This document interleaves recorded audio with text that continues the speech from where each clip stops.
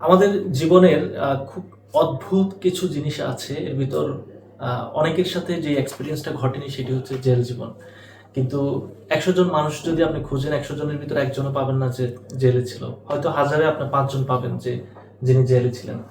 এই জেল জীবনের অনেকগুলো বিষয় আছে যেগুলো আহ, জানতে চান।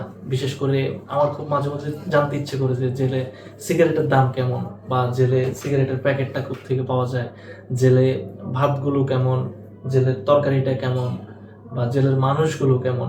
তো আমি কখনো জেলে যাইনি, বা জেল জীবন সম্পর্কে আমার অতটা ধারণা নেই। কিন্তু জেলের গল্পগুলো নিবিড় ভাই থেকে আমি একটু জানবো। এবং আপনারা যারা এই ভিডিওটি দেখবেন, বা যে ২-৪ জন দেখছেন, নিবিড় ভাই, এই যে জেল জীবনটা, আপনার তো অনুভূতি, নিশ্চিত একটা অনুভূতির জায়গা আছে, জেল জীবনের গল্প আছে। এই গল্পটা যদি একটু বলতেন, বা শুরুতে আপনি আপনাকে দিয়ে বলেন, বা আপনি আপনাকে ইন্ট্রোডিউস করেন। ধন্যবাদ মুস্তাফিজ ভাই।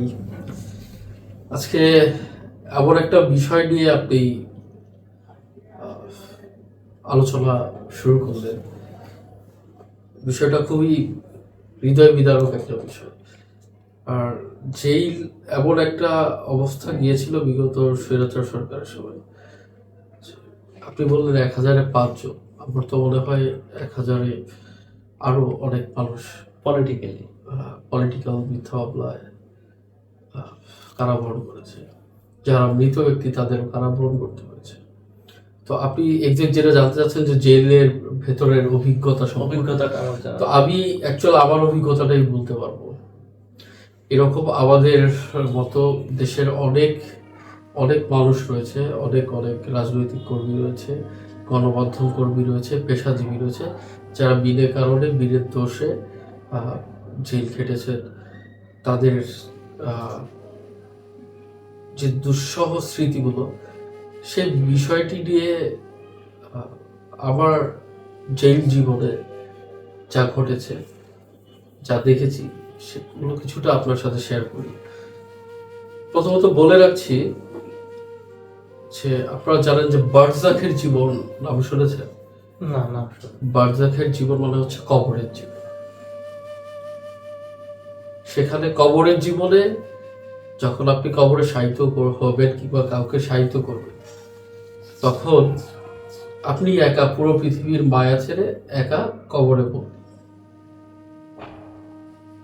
আপনার স্ত্রী সন্তান ছেলে মেয়ে যখন দেখতে আসবে, কবর জিয়ারত করতে আসবে, তখন তাদের আপনি ছুঁয়ে দেখতে পারবেন না কবর থেকে, আপনি যদি মৃত ব্যক্তি হন। অনুভব করতে পারবেন হয়তো যে আপনার পরিবারের কেউ আপনার কবর জিয়ারত করছে। জেলের জীবনটাও ওইরকম। এটা সবচেয়ে হৃদয় বিদারক বিষয় যে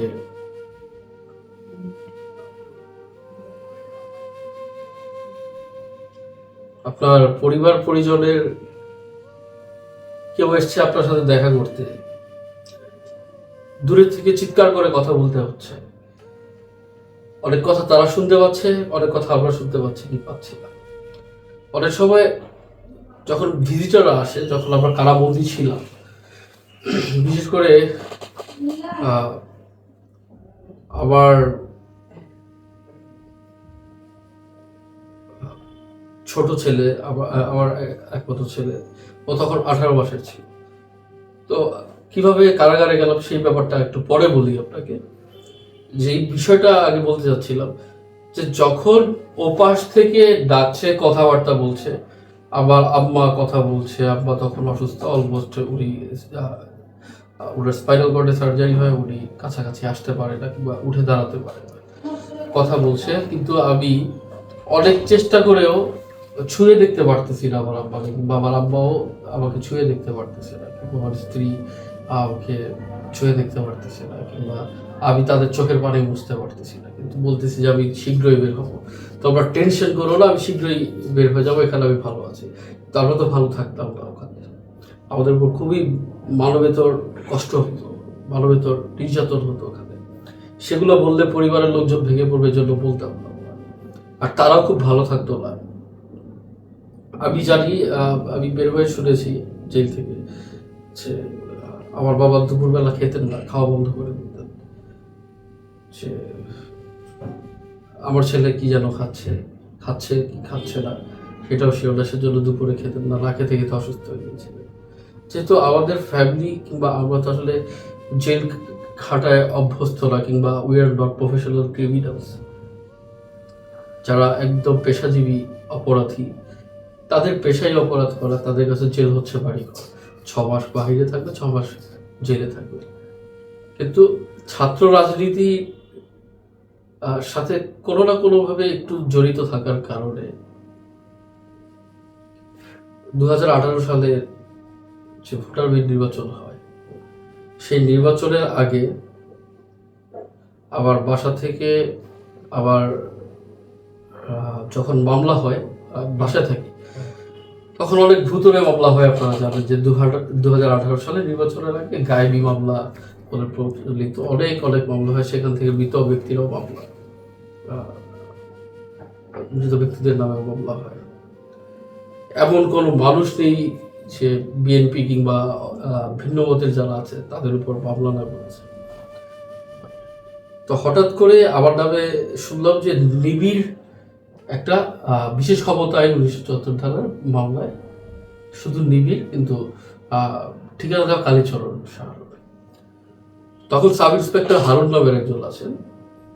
তো আমি যখন এলাকায়, আমার তখন একটা ভেসপা মোটরসাইকেল ছিল, ওটা নিয়ে ঘুরি, তখন ওই সাব ইন্সপেক্টর হারুন সাহেব প্রায় বলে এই মানে এভাবে মানে ধরার জন্য একটা এই করে। আর আমিও কেন যেন আমার মনে সংশয় যে একসময় তো আমি রাজনৈতিক ছাত্র সংগঠনের সাথে ছিলাম, দলে করেছি আমি, এটা তো অস্বীকার করার কিছু নাই। যদিও তখন ছেড়ে দিয়েছিলাম, তখন যেহেতু আমি চিন্তা করেছি যে আমি সাংবাদিকতা করব, যখন সাংবাদিকতা করব তখন আর কোনো রাজনীতি করবো, যেমন এখন করছি না। সাংবাদিকতা করব, আবার দল হচ্ছে সাংবাদিক দল, আমার তো বিএনপি আওয়ামী লীগ কিছুই। তো তখন ওই অবস্থানেই ছিলাম আমি।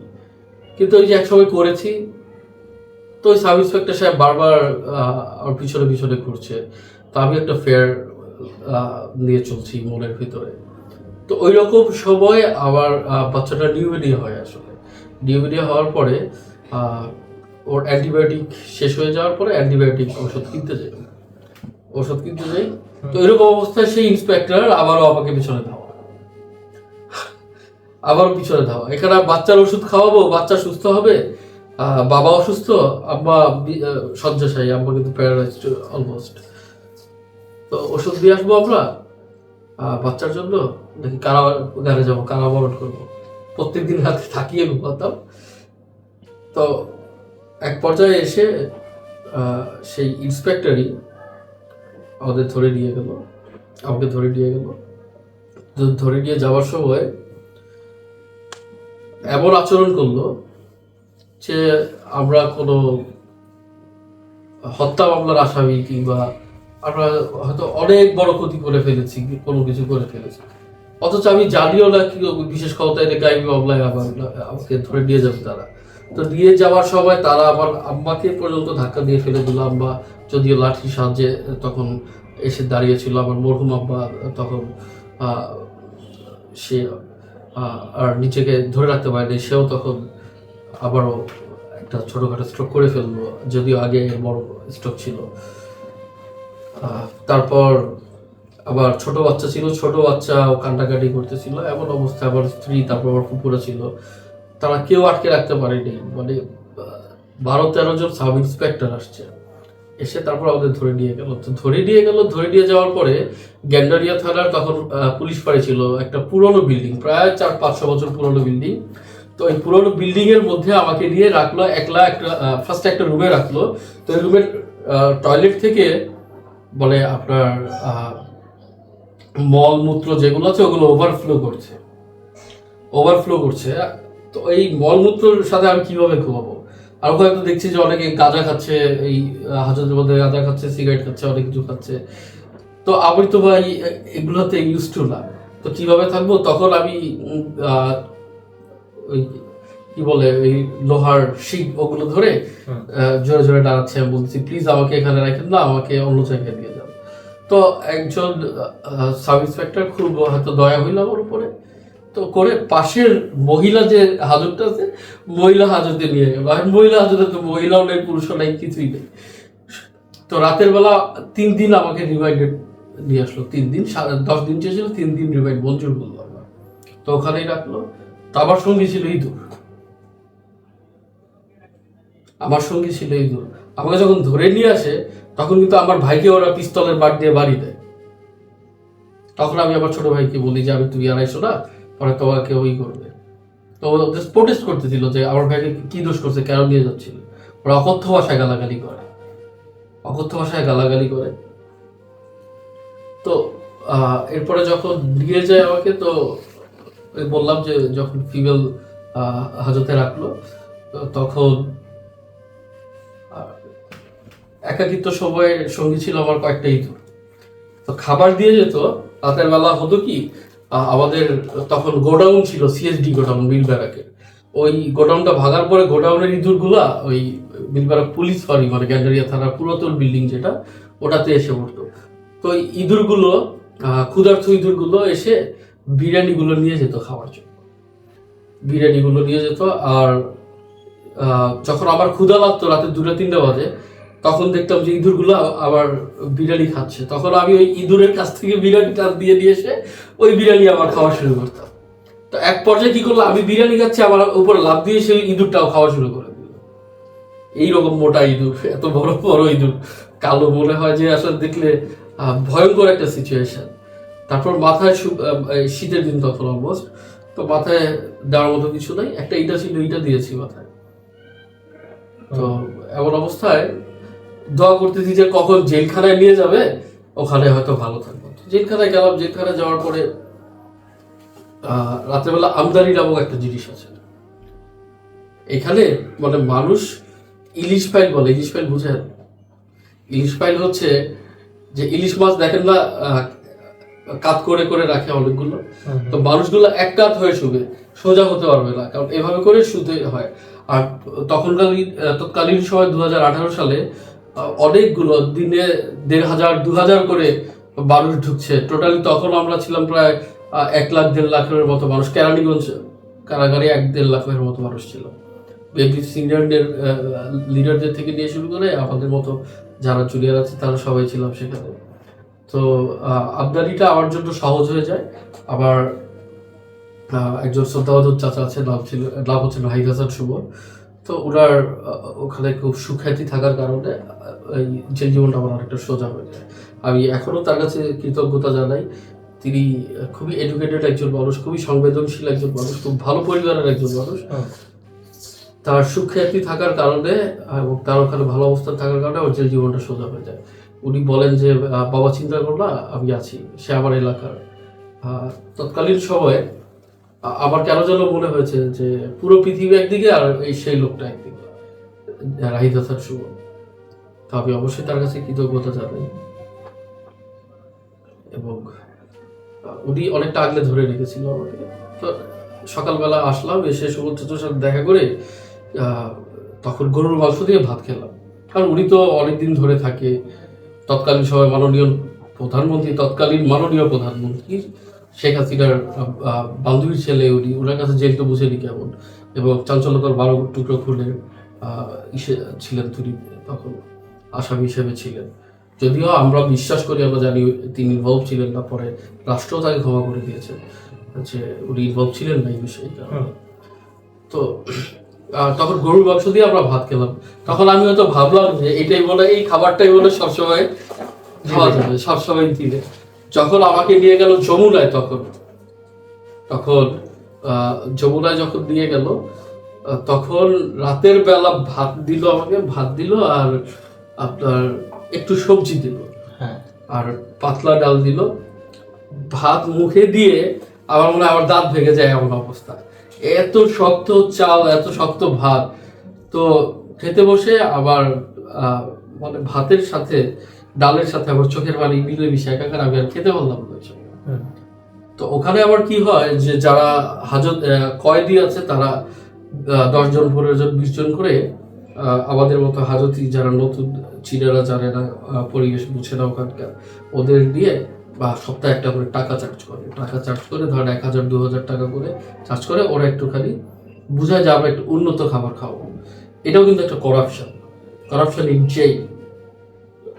তো তারা কি করতো যে ধরেন একটা ম্যাচের মতো করে মালিক যে এর আন্ডারে এতজন আছে, এতজন খাবে, তারা গোসল করবে, তাদের জেলের যে সিপাহী পাহারাদার আছে তারাও কিছু বলবে না, এবং গোসল করলেও কিছু বলবে না, কিংবা চা রান্না করে খেলে কিছু বলবে না। কিছু সুযোগ সুবিধার বিনিময়ে তারা টাকাটা দিত আর কি। এই টাকাটার ভাগ একদম জেলের ডেপুটি প্রিজন থেকে নিয়ে, সুবাদার থেকে নিয়ে শুরু করে, জেলার সাহেব থেকে নিয়ে শুরু করে একদম আপ টু বটম পেত ওই টাকাটার ভাগ। আপনার যেটা দিতাম তাদের, জেলে যে এত করাপশন, আর জেলে মাদকও পাওয়া যেত, মাদক অ্যাভেলেবেল পাওয়া যেত। তো এটা হাজতিরা, সরি আপনার যারা কারাবন্দী আছে, হাজতি মানে কি জানেন? যাদের এখনো সাজা হয়, বিচার কার্য প্রক্রিয়া চলমান আছে, আর যাদের সাজা হয়ে গেছে তাদেরকে বলে হচ্ছে কয়েদি। এবং দেখবেন তারা একটা গোল পিতলের একটা বেল্ট পরে, ওটাকে বলে পেট্টি ওইখানকার ভাষায়। হ্যাঁ, তো এখানে অনেকে ছিল। আমি জল্লাদ শাহজাহানকে দেখেছি, জল্লাদ রাজুকে দেখেছি। তো আমার মোছার একটা আইডিয়া আছে, তো আমি জল্লাদ রাজুকে দেখে এই মোছটা রাখছিলাম। অনেক জল্লাদকে দেখে মোছটা রাখার, এক জল্লাদকে দেখে মোছটা রাখার একটা কাহিনী। তো এটা কাহিনীটা অ্যাকচুয়ালি এরকম না যে আমি 1 মাস পরে আমার চেহারা দেখতে পারছি আয়নায়, কারণ ভাই ওখানে আয়না নেই। তো এক পাশের রুমের একজন আমাদের এলাকারই এক ভাই বাদা ছিল, তো ওর একটা আয়না ছিল, ওই যে আয়না থাকে না ফিল্ম স্টারদের ছবি লাগানো পিছনে, যেমন সাদা আয়নাগুলো থাকে। তো আয়নায় তাকিয়ে দেখি আমার এত বড় বড় গোফ।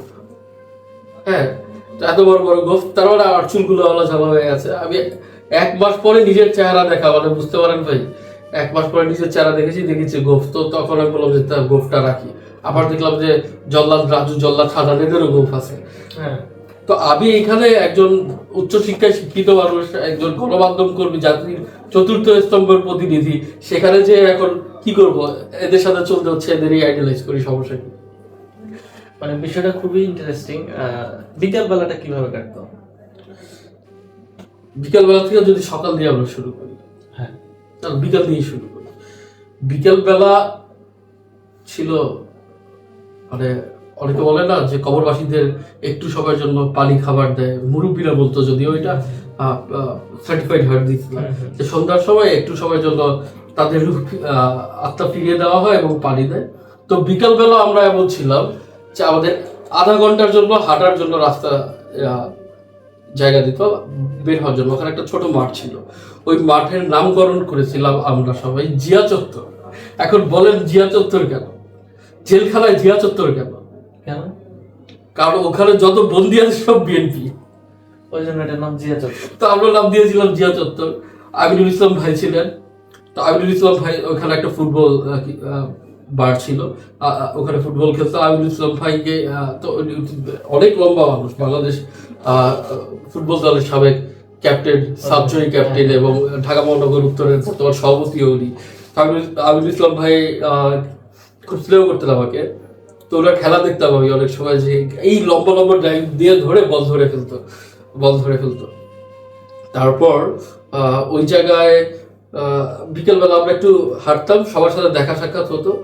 তো আমরা যারা স্মোকিং করতাম, আমরা স্মোক করতাম, তো একটু দেখা হতো।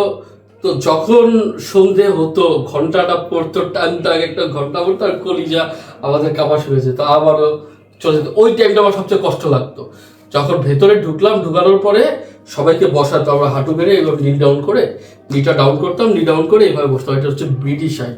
তো বসে এটাকে বলে গুনতি দেওয়া, যে কজন আসামি আছে, কজন বেরোছে, কজন আসামি, গুনতি নিতে হবে। এটা আবার 5-7 জন করে এভাবে বসতাম আমরা। তো আমাদের মনে হতো যে আমরা কি মানবতার লঙ্ঘন ওইখানে, চিন্তা করেন যে এইভাবে করে বসতে হবে, নীল ডাউন করে বসতে হবে, তারপর গুনতি দিবে। তো গুনতি দিয়ে যখন চলে যেত তখন গেট লাগাই দিত। যখন গেটটা লাগাই দিত তখনই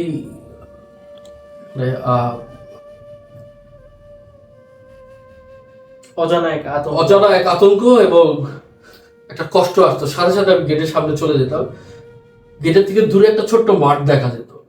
তো ওই গেটটা ধরে, গেটের রডগুলো ধরে জাস্ট ফ্যান্টাসি করতাম, ইমাজিন করতাম যে মাঠটাতে আবার ছোট বাচ্চা মোহাম্মদ, তখন 18 মাস কি 20 মাস বয়স, তো ওই মাঠটাতে ও দৌড়াচ্ছে, আমি ওর সাথে দৌড়াচ্ছি। এরপর কারাগারের ওই অবস্থাতে আমরা যখন চিন্তা করে যখন আটকায় দিছে ওই মাঠটা, যখন যে মাঠে আমরা হাঁটতাম ওই মাঠে দেখতাম, তখন ভাবতাম যে আমার ছেলেকে নিয়ে আমি হাঁটতেছি, খেলতেছি, দৌড়াচ্ছি। এমন একটা সিচুয়েশন হয়েছিল আমাদের যে আমরা ফ্যান্টাসি করতাম যে আমাদের ফ্যামিলি মেম্বার গুলো আমাদের পাশে আছে। তারপর এই ফ্যান্টাসি এই জিনিসটা নিয়ে তখন 1 ঘন্টা 1.5 ঘন্টা আমরা চুপচাপ বসলাম। তো বসতে বসতে মাগরিবের আজান শেষ হতো, নামাজ পড়ে আবার এশার আজান শুরু হতো। তখন আমার খুব কাছের একজন ভাই তো জীবন ছিল ওখানে, তো ও খুব একটু হাসি ঠাট্টা করতো, তো হাসি ঠাট্টার মাঝখানে সময় কেটে যেত। আপনার রিলেটিভ রিলেটিভের থেকেও বেশি। হ্যাঁ, ওর বাড়ি হচ্ছে বংশাল, খুব ভালো একটা সময় কাটতো এবং অনেক ফান করতো আমাদের এন্টারটেইন করার জন্য। তারপর অনেক দুষ্টামি করে করতো এবং মানে ও আমাকে চাচা বলে, আমি ওকে চাচা বলি, এমন একটা সম্পর্ক। মানে ওর নাম যেমন জীবন, এবং আসলেই জীবন্ত একটা মানুষ। ওকে ও থাকার কারণে আমি ওখানে খুবই ভালো ফিল করতাম আর কি, যে সময়গুলো কেটে যেত। তারপরে রাতের সময়টা কাটতো আমাদের ভূত এফএম দেখার সময়। মানে বৃহস্পতিবার, শুক্রবার, শনিবার, রবিবার, সোমবার বিভিন্ন চ্যানেলে ভৌতিক জিনিসগুলো থাকতো। তো আমরা চানাচুর নিয়ে বসতাম। আমি এরশাদ ভাই করে একজন ছিলেন, তারপর সুমন করে একজন ছিলেন আমার সাথে, তারপর জুয়েল করে দুজন জুয়েল ছিলেন, জীবন্ত ছিলই, ফয়সাল ছিল, আলামিন ছিল, তারপর আমরা বিশেষ করে উদয় ছিল, খিলগাঁয়ে থাকতো ছেলেটা খুব ভালো ছেলে ছিল। তো আমরা সবাই মিলে বসে ওই ভূত এফএম শুনতে আবার চানাচুর খেতাম। তো খাওয়ার পর রাতে আমরা শুয়ে পড়তাম। তো শুয়ে পড়ার পরে এগুলো পেতাম হচ্ছে আমাদের রুমে যে ছিল মিস্টার নাসির, সে ছিল কয়েদি, এবং তার আড্ডায় আমরা থাকতাম এবং তাকে পে করে আমাদের খেতে হতো। তো একদিন ঘুমিয়ে আছি, তো ঘুমিয়ে থাকার সময় তো অনেক সময় ঘুমাতে কিন্তু খুব কষ্ট হতো, কাজ হয়ে ঘুমাতে হতো। তো এক সময় তারপর আপনার একদিন ঘুমিয়ে আছি, তো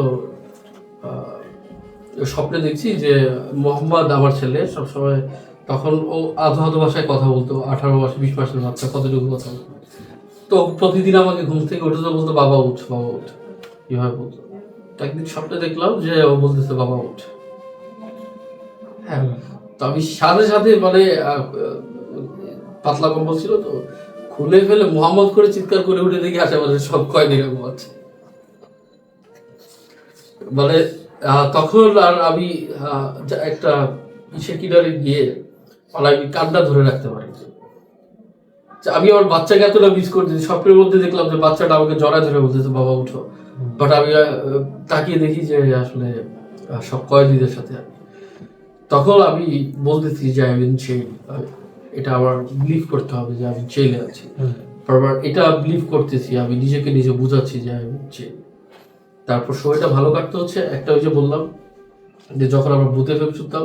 আরেকটা সময় ভালো কাটতো যখন আমরা লাইব্রেরিতে পত্রিকা পড়তে যেতাম, তখন সমকাল আসতো, জেলে একমাত্র সমকাল আসতো। তারপর বিএনপির যেসব ইগুলো ছিল কিংবা রাজনৈতিক যে বিষয়গুলো থাকতো, ওগুলো পেপার দিয়ে কাটিং করে ব্লেড দিয়ে কেটে দিত, লাইব্রেরিতে ব্লেড দিয়ে কেটে দিত। যেগুলো দলীয় নিউজ থাকতো, যেগুলো শুনলে আমরা হয়তো ভিতর থেকে ইন্সপায়ার হবো, দলের সম্পর্কে ইন্সপায়ার হবো, ওগুলো কেটে দিত, প্লেট দিয়ে কেটে দিত তারা। আর কারাগারে এমন কোনো নির্যাতন নাই তারা করতো না। সেখানে আপনার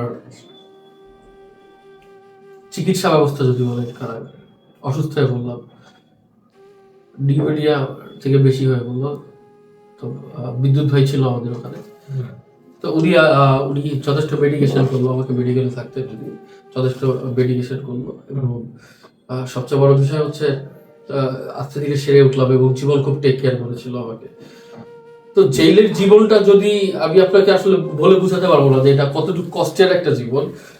সবচেয়ে বেশি আশায় থাকতাম যখন আমরা সাক্ষাৎ মঙ্গলবার বুধবার মনে করতাম যে আবার বাচ্চার আম্মা আমার সাথে দেখা করতে আসবে, ঠিক সকাল 6টার থেকে তাকিয়ে থাকতাম রাস্তার দিকে কখন কখন আসবে।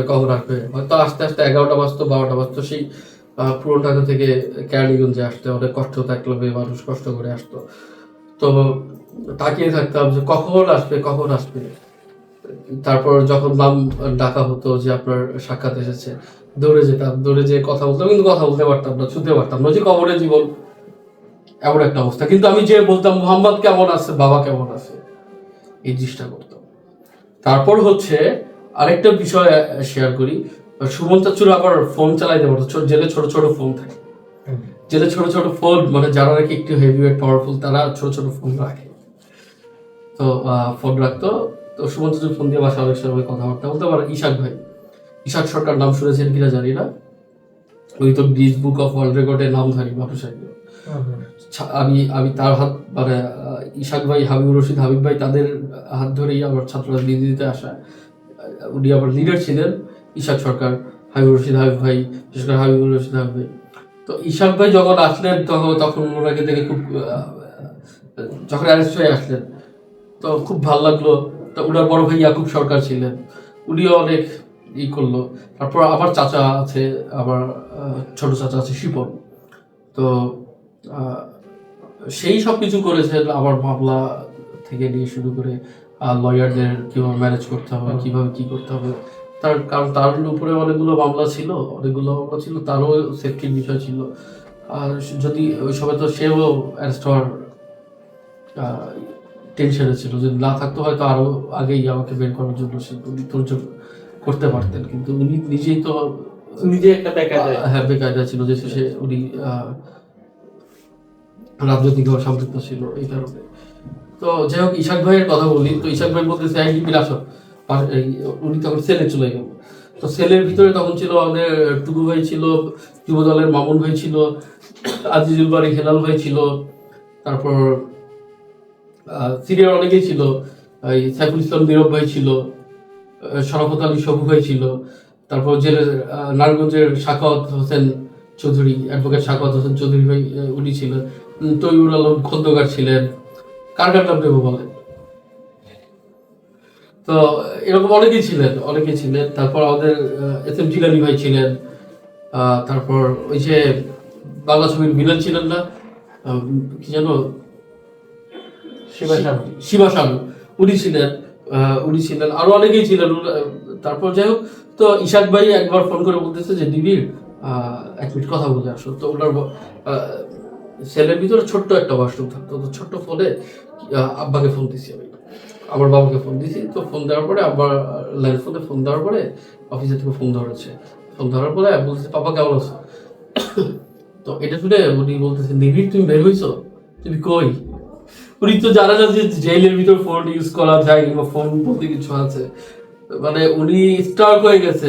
আমার আব্বা কিন্তু সবচেয়ে বেশি আমাকে ভালোবাসতেন। আব্বা নেই এখন, আল্লাহ ওনাকে জান্নাতবাসী করুক। উনি আমার একমাত্র ফ্রেন্ড ছিলেন, এখন পর্যন্ত উনি আমার ফ্রেন্ড।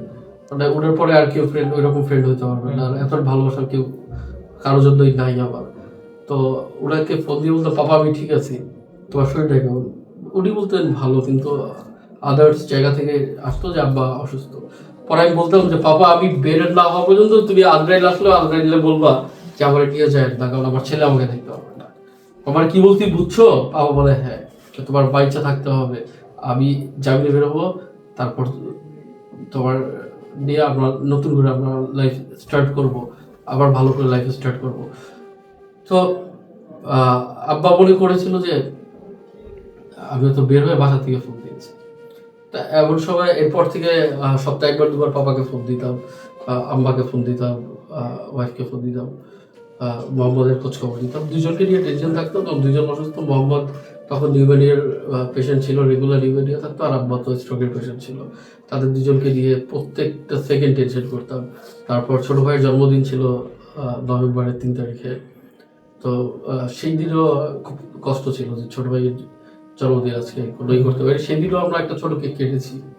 ছোট কেক আমরা সবাইকে ছোট ছোট করে আমরা ওই যে লোহা ধার দিয়ে এখানে জেলের ভাষায় কাটনি বলে, ওইটা যে শশা টশা কাটে, ওটা দিয়ে কেটে আমরা সবাইকে দিয়েছি। তারপর আবার ওয়াইফের বার্থডে গেল, তারপর ওদের ম্যারেজ ডে গেল, ওগুলো আমরা জীবন ওগুলো ম্যানেজ করেছে। মানে আমরা ছোট্ট আমরা হাজতিরা মিলে আমরা যারা কারাবন্দী ছিলাম তারাই নিজেদের কষ্ট নিজেদের আনন্দ ভাগাভাগি করে নিতে। সবচেয়ে বড় বিষয়টা ছিল যে তারা এই জেল জীবনটা যারা লাগিয়েছে ওরা বুঝবে না। তো জেলের ভিতরে নাই চিকিৎসা, নাই কোনো চিকিৎসা, একটা ডাক্তার দেখাবেন, একটা ডাক্তার নাই।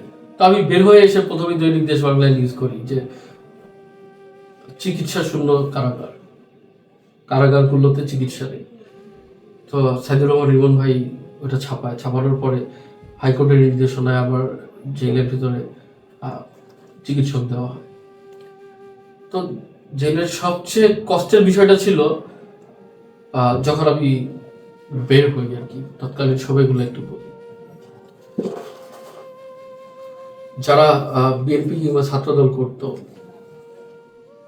6 মাস ধরে জেল কাটতেছে, 6 মাস ধরে জেল খেটে জেল গেট পর্যন্ত গিয়েছে, জামিন নামা নিয়ে ওদের জামিন হয়ে গেছে। তো সবাই কত এটা বুঝে নিত, 6 মাস ধরে আটকে থাকার পর কত আশা আকাঙ্ক্ষা যে এখন বেরোচ্ছি, ফ্যামিলিকে দেখবো, মুক্ত বাতাসে নিঃশ্বাস নিব। বের হতে না হতে আরেকটা মামলা দিয়ে ঢুকিয়ে দিল ওকে, আরেকটা মামলা দিয়ে ওদের ভিতরে জেলে ঢুকিয়ে দিল। আর জেল থেকে বেরোনোর জন্য টাকা দিতে হয়, বেরোয়ার জন্য এসপি টেসপি কি বলে তৎকালীন সময় যারা ছিল ওরা টাকা খেত, না হলে আরেকটা মামলা দিয়ে দিত, পেন্ডিং মামলা থাকলে ভিতরে দিয়ে দিত। কি অমানবিক নির্যাতন গুলা করেছে, এই নির্যাতনের শিকার আমরা ছিলাম। তারপর আমার কাছে মুসলেখা নিল, মুসলেখা নিয়ে বললো যে তুই আর কোনো রাজনীতি করবি না, কোনো কিছু করবি না, তাহলে তোকে আমি জামিন দিব। তো আমি আমার পরিবারের কথা চিন্তা করে মুসলেখা নামায় আমি সিগনেচার করলাম যে আমি আর রাজনীতি করবো না, আর কখনো করিও নাই, করবো না, যে করবো না। তো এখনো আমি কোনো রাজনীতি করছি না, কিন্তু কথাটা দেখা আমাদের তারেক রহমান সাহেবকে তো ওনারা মুসলেখা জোর করে মুসলেখা দিয়ে তারপর ছেড়েছে। তো ওরা এই কাজগুলোই করছে, মুসলেখার উপরেই চলছে। আর দেখেন আল্লাহর কি বিচার, যে কোনো মুসলেখা তো দূরের কথা, ও এক কাপড়ে দেশ ছেড়ে পালিয়েছে এবং ভাত খাওয়ার পর্যন্ত সময় পায়নি। আর বের হওয়ার পরে বিভিন্ন গোয়েন্দা সংস্থা দিয়ে, ওর গোয়েন্দা সংস্থা আমার পিছনে লাগিয়ে রেখে এমন কোনোভাবে নির্যাতন নেই। এবং আবার গণমাধ্যমের রিপোর্টিং এর ক্ষেত্রেও সব বিষয়ে ওকে ইনফ্লুয়েন্স করা হতো যে এইভাবে লিখতে হবে, তাহলে আবার ঝামেলা পড়বে, এইভাবে লিখতে হবে, ঝামেলা করতে হবে।